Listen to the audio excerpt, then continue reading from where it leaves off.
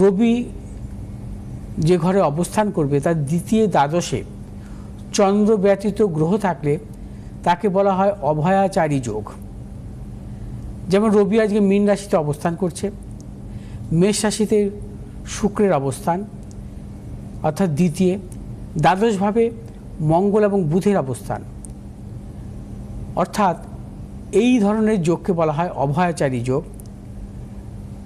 কারণ যদি কখনো কোনো জাতক জাতিকার জন্মকালীন অভয়াচারী যোগ থাকে তারা জীবনে কিন্তু সাফল্য পান, বিশেষ করে রবির মহাদশায়, বা শুভগ্রহ যদি কেন্দ্রপতি বা কোণপতি হয় তার মহাদশায় কিন্তু প্রবল সাফল্য দেয়। অভয়াচারী যোগের জাতক জাতিকা জীবনে কর্মজীবনে সম্মান প্রাপ্তি ঘটে। অভয়াচারী যোগের জাতক জাতিকাদের জীবনে অর্থনৈতিক সাফল্য আসে। অভয়াচারী যোগের জাতক জাতিকাদের কর্মসূত্রে বিদেশ যাত্রা হয়।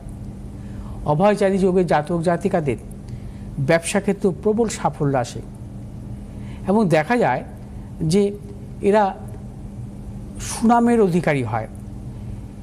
যেখানে এরা বসবাস করে প্রত্যেকটা মানুষ তাদেরকে চিনবে। একটি যে নগরে বসবাস করবে সেই নগরের প্রত্যেকটা মানুষ তাকে চিনবে।